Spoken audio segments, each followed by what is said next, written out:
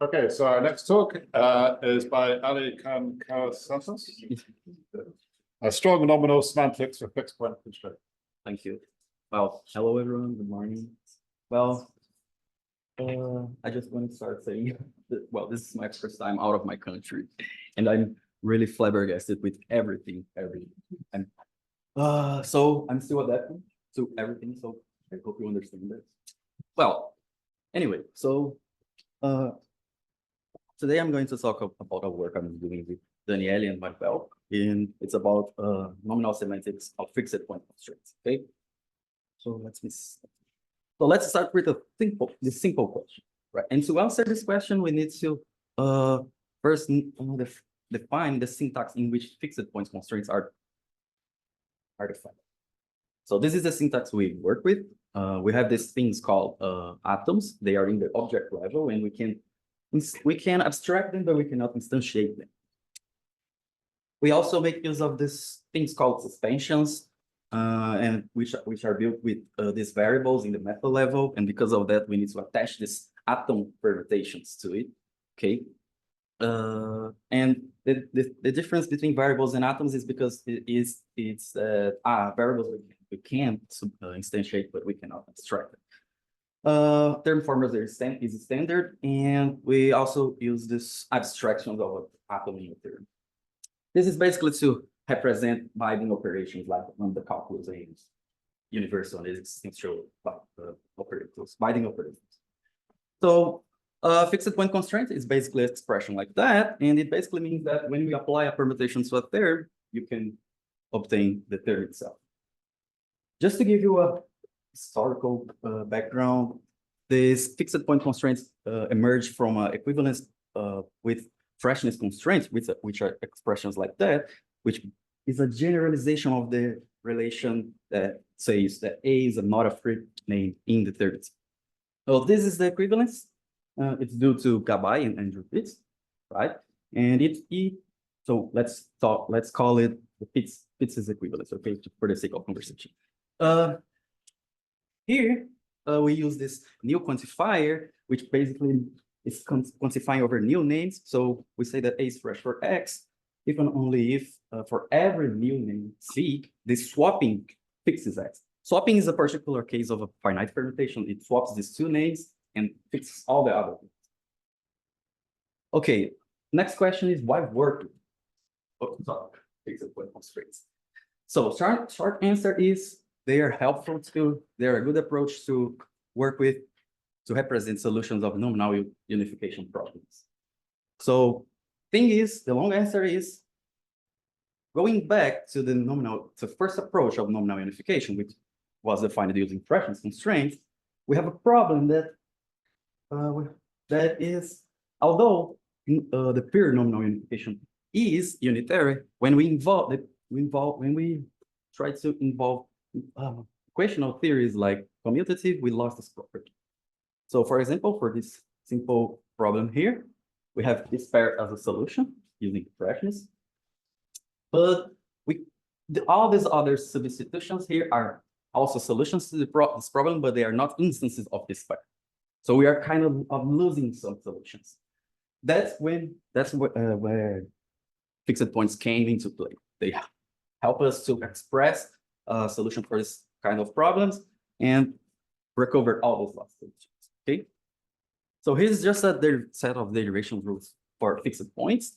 I will not explain each of them. I'm just going to comment on some of the notations. Oh, sorry.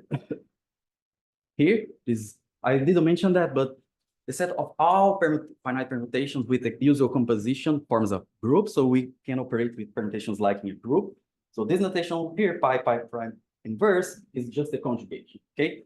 Here on this abstraction rule, we are asking for this new name CIs, and this is in the method language. So, but we also need to inform this to the calculus. That's why we add these constraints here. This is just a set. This notation is just the set of all this the constraints of this form. Okay. This is just a simple examples, so we can see the calculus working. I know it's boring, but wait, it will be important, okay? So with this context, here we can manage to derive this guy here. So moving on, now with this set of rules defined, we can talk about a nominal theory using fixed points constraints. So a nominal theory is basically a possible infinite set of axioms. Axioms are just equality judgments of this form. Here's just two simple examples of theories. We call CAR the theory with no axioms, and this is just commutative, right? So this is how we define the derivation rules for equality using fixed point constraints. Again, I will not explain each rule, but just to give an overview, this rule here is the rule that allows us to instantiate the axioms. And all the other rules are just saying that this equality relation is an alpha equivalence relation that is congruent to operations and abstractions, okay? This is just a reinterpretation of the freshness calculus, but with using fixed points. Now, let's talk about the semantics. We have a set of rules, but want to know if the things we can derive in this calculus are true and where true. So going back to Gabai's approach, he proved that the nominal theory via freshness constraints is sound and complete in the class of all nominal sets. These are how we define nominal sets. To define nominal sets, we need to define what is the super of an element. The super of an element is intuitively basically we're looking at an element and you collect all the atoms that are the relevant atoms that are occurring in this element and put this in a set. This set is called the support of this element. Okay. So the support needs to satisfy this property here, and when the support satisfies the converse, we say it is strong. Okay, so a nominal set will be a set in which all elements have finite support, and similarly we define the strong nominal set. The difference is of a strong nominal set is that in strong nominal sets, the only way to have a fixed point is if the permutation is fixing the atoms as in the exact order they occur. Okay. So just some simple examples, okay? The atom set itself can be a nominal set. If we define this permutation, and the support of each atom is the set containing just the atom. This is a very interesting example, okay? It is an example of a nominal set that is not strong, okay? Here, the power set of the finite parts of the atom set. If we give it to it, this action here, it will be a nominal set. However, it is not a nominal set because, for example, we take this set and this permutation. We have this fixed points. However, it is not fixing it point-wise, the atom A point-wise, okay? This is because the set has a commutative property, right? Okay. These are another good examples. They are related to completeness. Okay, so if we define the set of ground terms with the usual action permutation, it is not only a nominal set but a strong one, and the support is the set of all atoms, literally all atoms occurring, not the free atoms occurring in the ground term.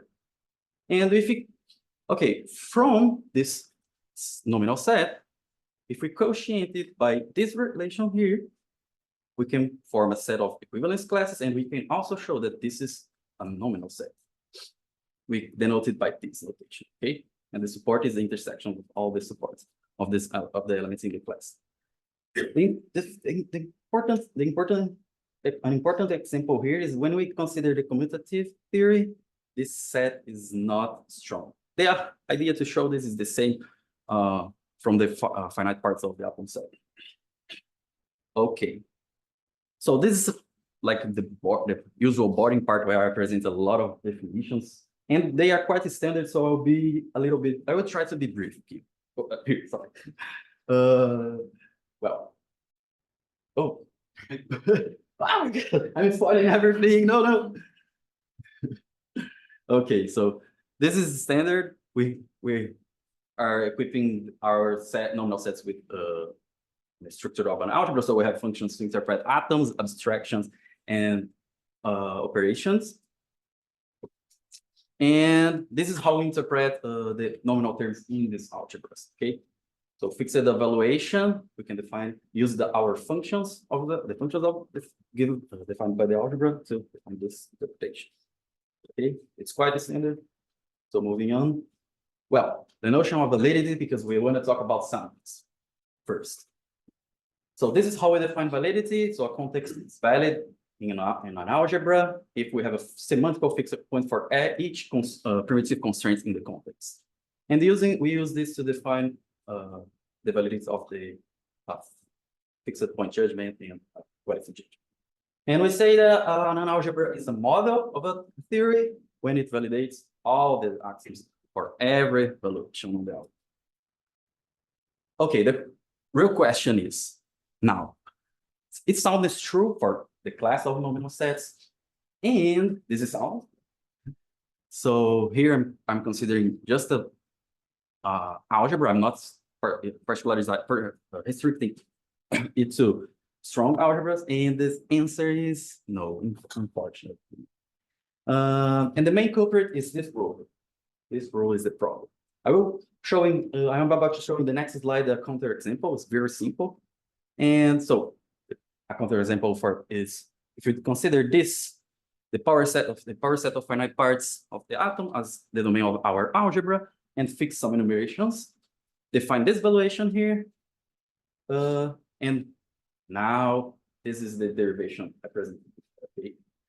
With this derivation, it's possible to show that the context is valid. These two fixed points are easy to check, but this is not true. And yeah, we have a problem. So, but the thing is, if we restrict the semantics to the class of strong nominal sets, we manage to prove that we have a weak version of soundness. Soundness is just for strong numbers. So we are restricting to strong numbers. Well, another good question is, what about completeness?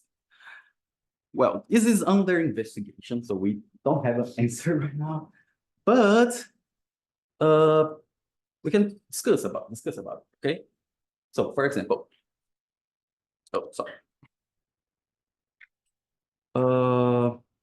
sorry, I lost the train of my thought. Yeah, the thing is, completeness, since we know that soundness holds only for strong nominal sets, it would be weird if completeness holds for all algebras. So we expect that it holds for also for just strong algebras. And the approach to prove completeness, like the approach that Kabai did, involves the standard strategy of building a free model that has enough information to obtain the wanted derivation. This set is the set of ground terms quotiented by the quality of the theory. But here, since we want to prove that we want to work with strong algebras, we need to prove that for a theory, this set is strong. And we saw that for commutativity, this is false. That's why we define this restriction. Instead of working with all theories, we restricted our attention to some theories that we call strong theories. Okay. So strong theories are defined like this. So I know this is very restricted, but what we are trying to do is see what this class of strong nominal sets can express. So we define this order and on the variables that depend on the position of their occurrences in a term, and what this order wants to shows is that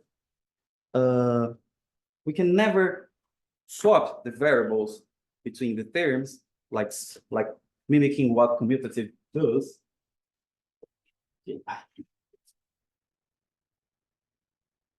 Well, the thing is, with this definition, we proved that if a theory is strong, we have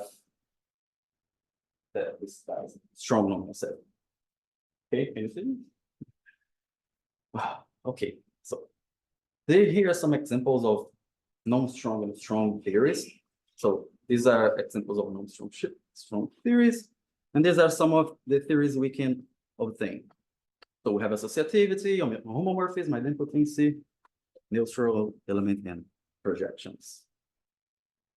Okay. Okay, so recovering sound in the class of nominal sets. The thing is, one could ask right now if, well, aren't we lost in the purpose of working with fixed points if we are considering strong algebras? Because if we consider strong algebra, we are losing commutativity, and fixed points came from as a way to solve commutative problems. So yeah, we need to find ways to recover sounds. And so that's why we define a new calculus. And if we look, and the new calculus is a modification instead of considering general constraints like pi fixes x in the context, like primitive constraints, we consider constraints of this form. Okay. And then we define what is a strong fixed point context, which are contexts containing constraints of this form. This is basically freshness in a fancy way. And the strong fixed point judgments they are going to be like this. Okay, here we are quantifying all the new names in the judgments. Okay, not only in the context. So the thing is, this is just the set of rules without new. I presented the rules I presented at the beginning. Okay, and this is how the new rules. Okay, the difference here is now we don't need to add those constraints anymore, because the new is serving the purpose of quantifying, saying that the C1 is a new. Okay, unfortunately, we don't have a translation between that set of quality derivation rules to this using new, but we have some rules for equality, alpha equality. This is our set. Okay. And here, this is alpha equivalence. To ensure that this is in fact an alpha equivalence, everything is standard. Okay. And we also prove that this is correct. So from a fixed point derivation, you can obtain a alpha equivalence fixed point. There is an equivalent fixed point derivation. Okay. Now we can use these translations here, these function translations between freshness constraints and freshness primitive constraints and fixed point primitive constraints to obtain this result here, which gives us a equivalent, a way to translate this new calculus with freshness. So if given a freshness derivation, we can obtain equivalent fixed point derivation, and given a freshness alpha equivalence derivation, we have an equivalent alpha equivalence derivation using fixed points. And this is the same result, but looking from another perspective, from the perspective of given a fresh fixed points derivation, we obtain equivalent one freshness derivation, and the same similarly for the second line.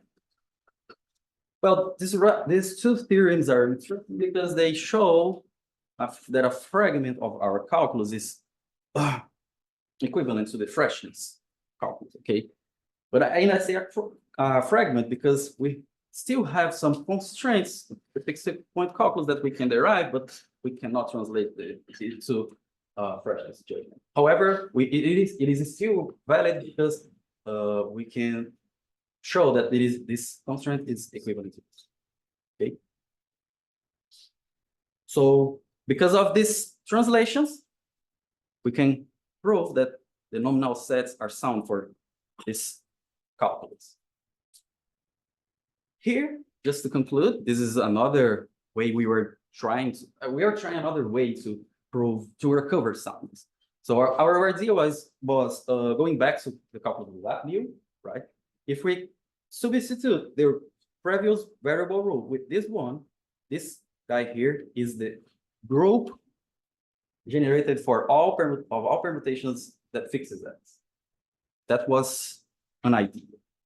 And however, yeah, we can prove soundness in nominal sets, but we lose expressive power with this rule because, for example, if we try to mimic this derivation here, this fraction derivation, it will be something like that, but these parts are not possible to. This is not true. It's red parts. There is no way to.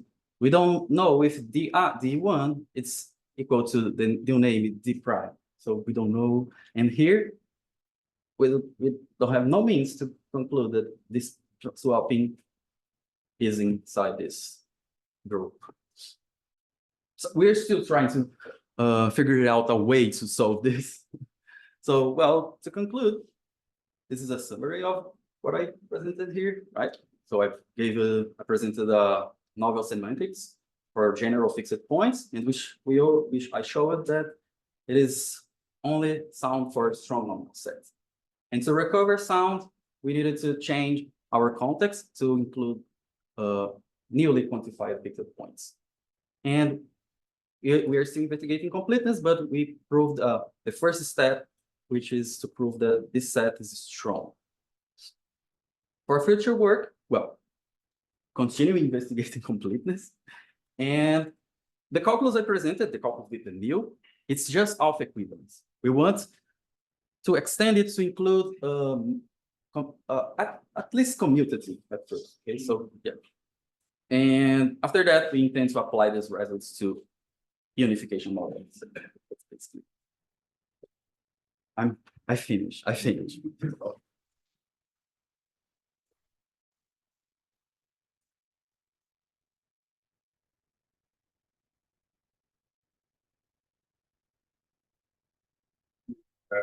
You showed us a definition on a theory that guarantees that the three algebra is strong nominal set. Is there any hope that you could get the other way around? So some general property of sets of equations that guarantee that. I mean, sorry, the other way around. So if you know something in the free algebra is strong nominal set, Yeah. that implies that the equation theory is to take a certain form. That's a good question. It's probably too difficult to give an easy answer. It can't be as simple as just the fine forms. Well, the thing is, actually, I wanted to ask you a question. Oh, well, you did that on you did that on This- radio.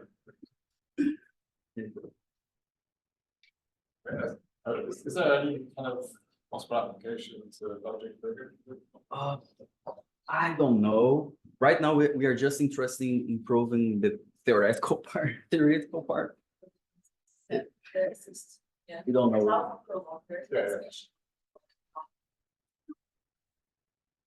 Right, so is this useful? Yeah, it would be another extension. Haven't done that extension yet. So, for instance, we could prove things about first order logic. Taking account from the total conjunction. So far, the.